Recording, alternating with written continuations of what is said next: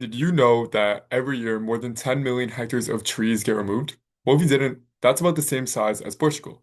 Good morning, everyone. My name is Ryan Cantor, and today I'll be discussing what methods can we do to reduce carbon emissions. But specifically, I'll be focusing on global reforestation and reducing deforestation.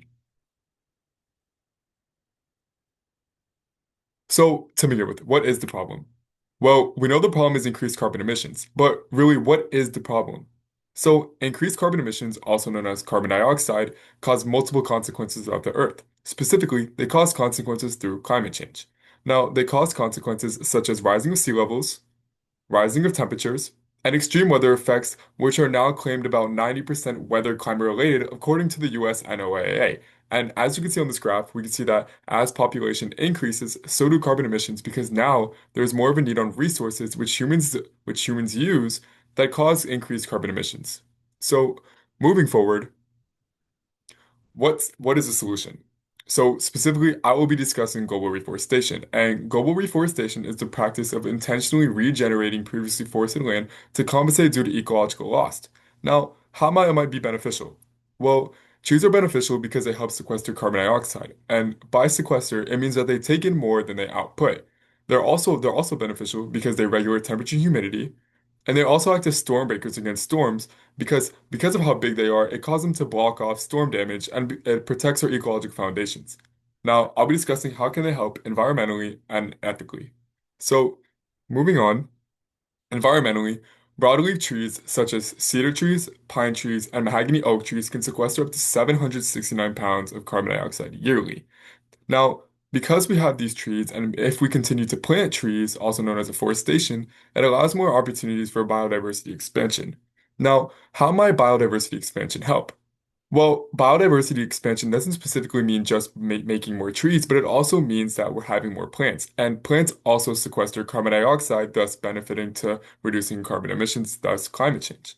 Now, trees also reduce heat, meaning because they're reducing heat, there's less of a need for electricity to be generated, which means that it's reducing carbon emissions used to generate electricity.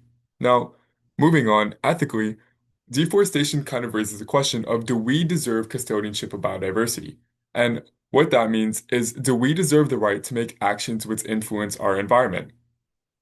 Now, when you ask yourself this question, you wonder, do we deserve the right to cut down these trees? Think of the Lorax. So think of it like this. If we start reforestation or afforestation, it successfully sets up our future generations for the future. Because think about it, a world with no trees is just how it looks in the picture. It's dead, no climate, no nothing. So this also mitigates the stress of climate change. By planting more trees, we're reducing the odds of having a failure for our generations. Now, it also fights the adverse effects of deforestation, which compensates for habitat and species loss. Because less trees there are, aka more deforestation, means that more animals are losing their homes and the environment is becoming more gloomier. Now, moving forward, I'll be discussing this scientifically as well. So scientifically, scientists could actually find out which types of soil and which slants are most productive for producing trees. They could also find out whether which weather conditions are most fit for survival. And by doing this, they also determined which seeds are best and which would function the best to restore diversity. Now, for this project, I actually interviewed an expert, and his name is Mr. Matthew Somar, and he was actually an alumni here at UCF. He's a partner with the organization of the Oakland Nature Preservation, and he's also currently my old high school's ACE environmental science teacher. Now, for this, I asked him what are the benefits of reforestation, and he claimed that forest habitats are major carbon sinks, so they help sequester carbon dioxide, which helps reduce the effects of climate change. This also helps biodiversity expand and habitats expand. Now, I asked him, is it a good idea to consider reforestation? And he claimed yes. He claimed this because it helps promote biodiversity in plants, and it also helps absorb carbon plus sheltering. Now, for me personally, I asked him, how can we further implement today reforestation in today's world? And him himself actually participated in a reforestation project called 1000 Trees. And he claimed that that's possibly the best way because within it, when it's within your community, you're more likely to engage and actually see the outcome on your community that you were part of help of. Now, moving forward, some actions taken locally are the Imagine Climate Change program, which started at the University of Florida and Alachua County, where they actually helped sponsor volunteering in Gainesville for tree planting. Now, another action taken locally was here in Florida with the One Tree Planet organization, where they restored trees where they restore trees in hopes of reforestating plan. Now, their plan is to want to have trees sorry, to help trees adapt so they can reduce climate change and sequester more carbon dioxide. Now, an action taken globally is the Brazilian Amazon Rainforest Plan. Now, the Brazilian Amazon Rainforest Plan is currently the world's largest reforestation plan, and their initiative is to regrow the Brazilian Amazon rainforest, aka 73 million trees. Now, the goal to do this is to conserve the Amazon rainforest, which has multiple habitats and biodiversity.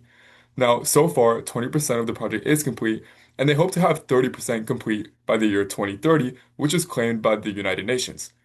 Now, they also use a method called Muvuka. Now, the Muvuka method is basically just mixing a bunch of seeds and dropping them from a helicopter. And it's been proven to work because the increased amount of trees is about 6.6 million per 3,000 hectares. Now, why global reforestation? Well, it's the most versatile and adaptable solution. It's a clean strategy that we could help to help the glo- that we could help to mitigate the global climate crisis, and all people can do it globally, not just not just me or you, but anybody. And it's also the most cheap, cheap. With that being said, if you didn't know, there's also Mr. Beast who initiated Team Trees. And their goal is actually when people donate money, they plant a certain amount of trees. And that correlates back to how all people can do it globally. So, with that being said, I thank you for watching. Here's my works cited. And remember, thank you for listening.